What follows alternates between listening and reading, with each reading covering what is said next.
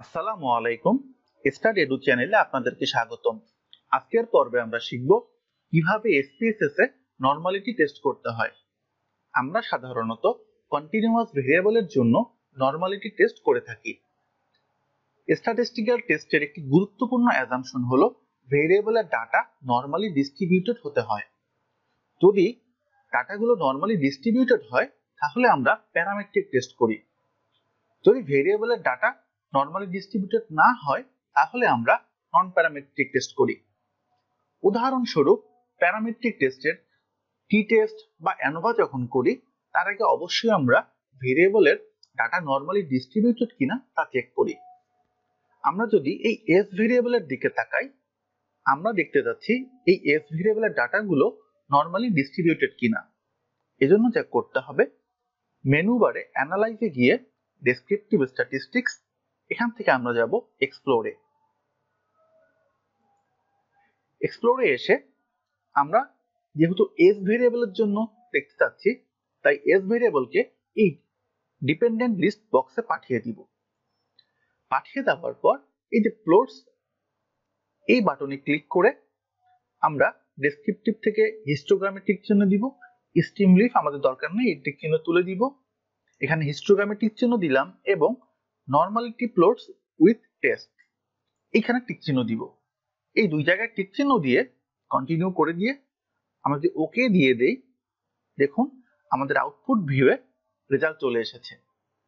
আমরা mainly report করব এই টেস্ট অফ নরমালিটি থেকে। এছাড়াও আমরা ভিজুয়ালাইজেশনের মাধ্যমে কিছু অ্যাজাম্পশন করতে পারি, সেটা আগে দেখিয়ে নেই। দেখুন হিস্টোগ্রাম এসেছে। আমরা এই হিস্টোগ্রাম দেখে বুঝতে পারছি যে আমাদের ডাটাটি একটি বেল শেপ ফর্ম করেছে। অর্থাৎ আমরা এখান থেকে কিন্তু বলতে পারবো যে হ্যাঁ আমাদের ডাটাটি নরমালি ডিস্ট্রিবিউটেড। আমাদের নিচের দিকে যাই, এই যে বক্স প্লট থেকে আমরা ভিজুয়ালাইজেশনের মাধ্যমে একটা অ্যাজাম্পশন করতে পারবো।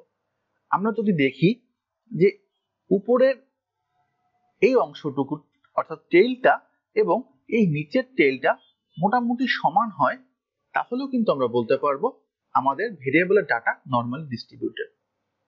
আমরা এখন মেইন অর্থাৎ বেস্ট ডিসিশন যেখান থেকে নিতে পারবো সেই বক্সে চলে আসি, অর্থাৎ টেস্ট অফ নরমালিটি বক্সে চলে আসলাম।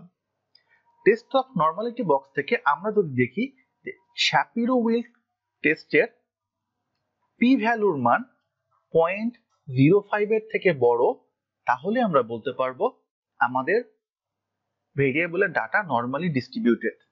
কেননা শ্যাপিরো-উইল্ক টেস্টের নাল হাইপোথিসিস হলো ভেরিয়েবলের ডাটা নরমালি ডিস্ট্রিবিউটেড রয়েছে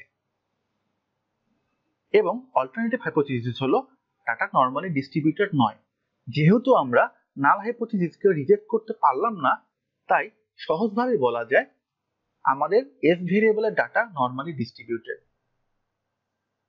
পুরো শ্যাপিরো-উইল্ক টেস্টকে সহজভাবে বলতে গেলে আমাদের প্রত্যাশা থাকবে যেন শ্যাপিরো-উইল্ক টেস্টের পি ভ্যালু 0.05 এর থেকে বেশি হয়, তাহলেই আমরা বলতে পারবো আমাদের ভেরিয়েবলের ডাটাটি নরমালি ডিস্ট্রিবিউটেড। এখান থেকে আমরা বেস্ট ডিসিশন নিতে পারবো। ধন্যবাদ সবাইকে।